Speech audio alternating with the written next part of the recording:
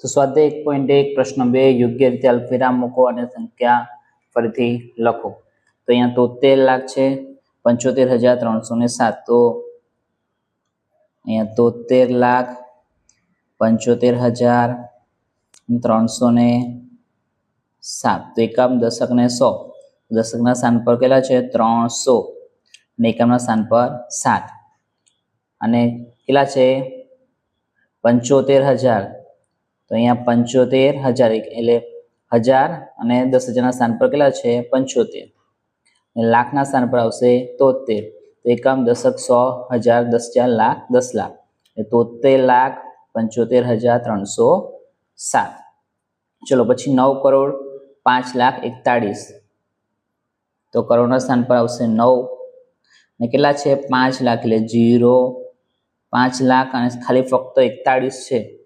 તો 10,000 અને 1000ના સ્થાન પર 0 અને 100ના સ્થાન પર બી 0, દશકના સ્થાન પર 4 આવશે અને એકમના સ્થાન પર 1.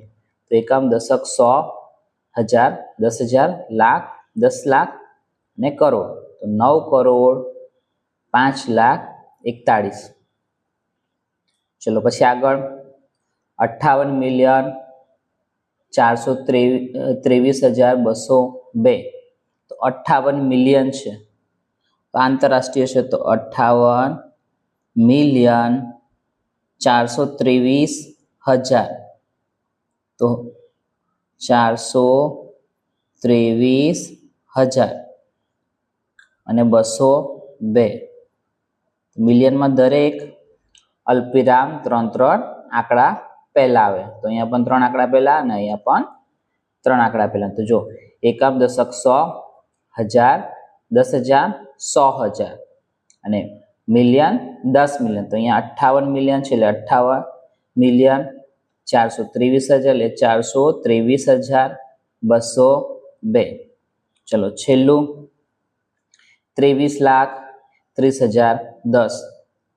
તો અહીંયા 23,30,010 100ના સ્થાન પર આવશે 0 અને ફક્ત 10 છે એટલે 1 અને 0.